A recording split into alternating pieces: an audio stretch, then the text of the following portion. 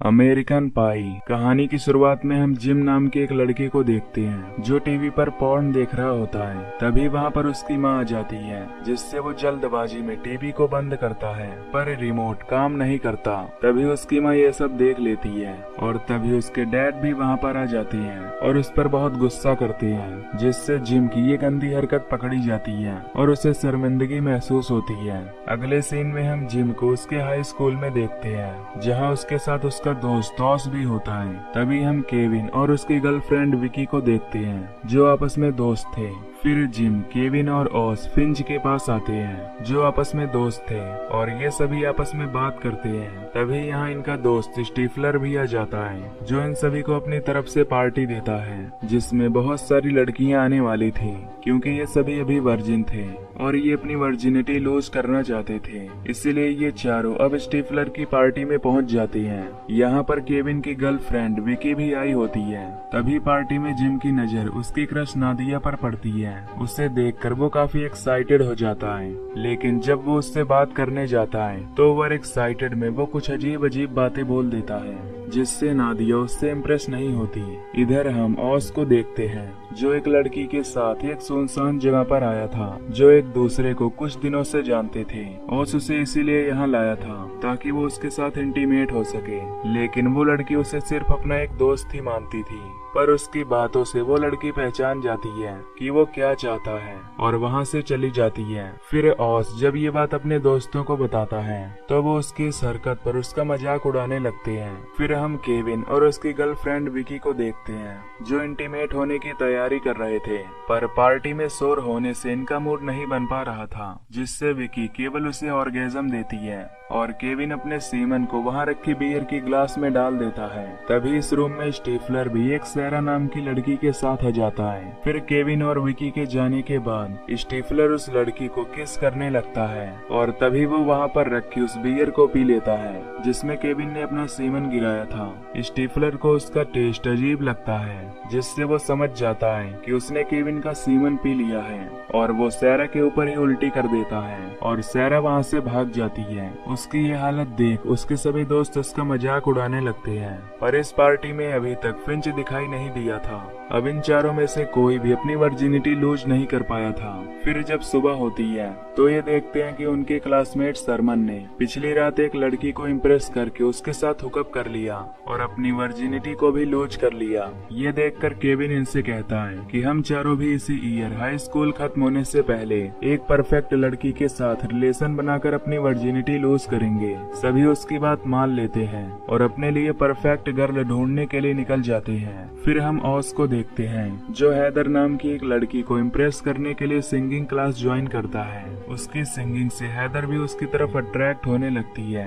दूसरी ओर जिम के डैड उसे सेक्स टिप्स देने के लिए कुछ मैगजीन लाए होते हैं। जिम को अपने डैड के मुंह से यह सुनकर बहुत अजीब लगता है। जब वो उसकी मैगजीन रखने जाती हैं, तो उन्हें वहाँ पर एक कॉन्डम मिलता है, लेकिन वो जिम को कुछ नहीं कहते और यहाँ से चले जाते हैं। इधर केविन का दोस्त उसे एक बुक के बारे में बताता है, जिसमें पुराने स्टूडेंट्स द्वारा किए गए सेक्सुअल टिप्स का कलेक्शन था। फिर केविन लाइब्रेरी में जाकर उस बुक को ले लेता है।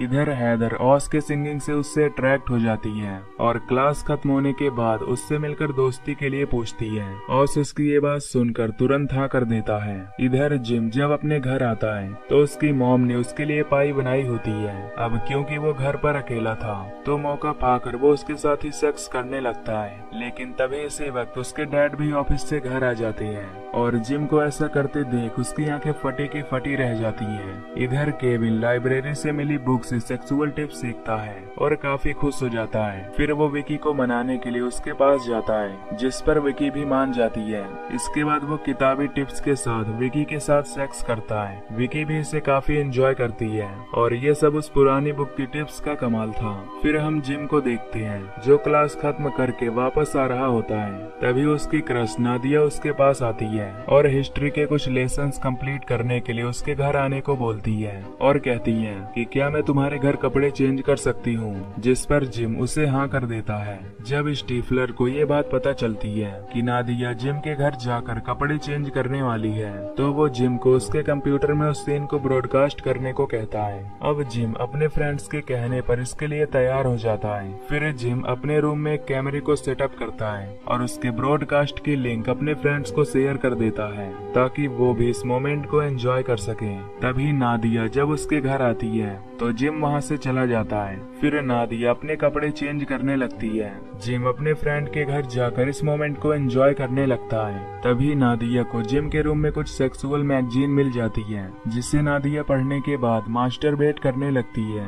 ये देखकर जिम और उसके बाकी फ्रेंड्स शॉक हो जाते हैं। फिर केविन जिम से नादिया को सेड्यूस करने के लिए कहता है क्योंकि उसके लिए ये बहुत ही अच्छा मौका था।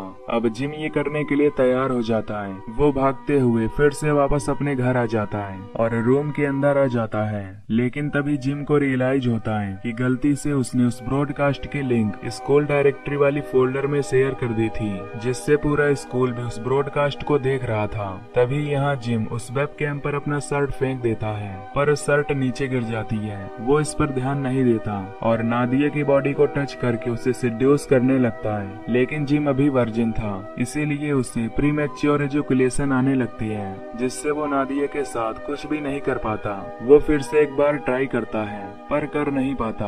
अगले दिन जिम जब अपने स्कूल जाता है तो स्कूल के सभी लोग उसका मजाक उड़ाने लगते हैं। वो उनसे बचता हुआ अपने क्लासरूम में चला जाता है। तभी क्लासरूम में जिम एक मिशेल नाम की लड़की से मिलता है। मिशेल उससे बहुत ज्यादा बातें करने लगती है।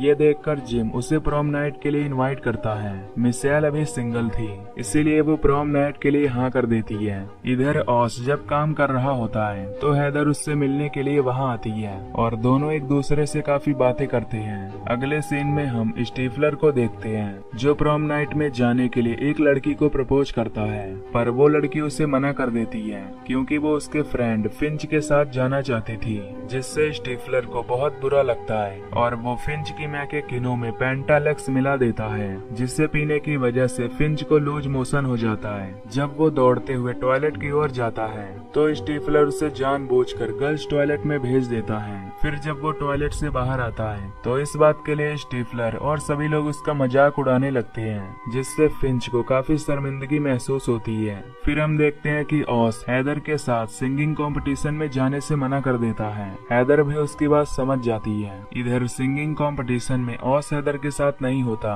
इस बात के लिए उसका एक फ्रेंड ऑस का मजाक उड़ाने लगता है। इधर ऑस भी हैदर के साथ ना होकर काफी दुखी था जिससे वो अपने गेम में अच्छे से परफॉर्म नहीं कर पा रहा था जिससे वो अपने गेम को बीच में ही छोड़कर वहाँ से चला जाता है और हैदर को खोजते हुए उसके पास आ जाता है। हैदर उसे देखकर काफी खुश हो जाती है जिसके बाद ये दोनों एक दूसरे को किस करने लगते हैं और इसके बाद ये दोनों सिंगिंग कंपटीशन में बहुत अच्छा परफॉर्म करते हैं। इसके बाद हम देखते हैं कि विकी केविन से प्रॉम नाइट जाने के लिए प्रपोज करती है और केविन उसे हाँ कर देता है। अब प्रॉम नाइट में जाने के लिए सभी लोग तैयार होने लगते हैं क्योंकि ये नाइट इन सभी के लिए काफी स्पेशल थी।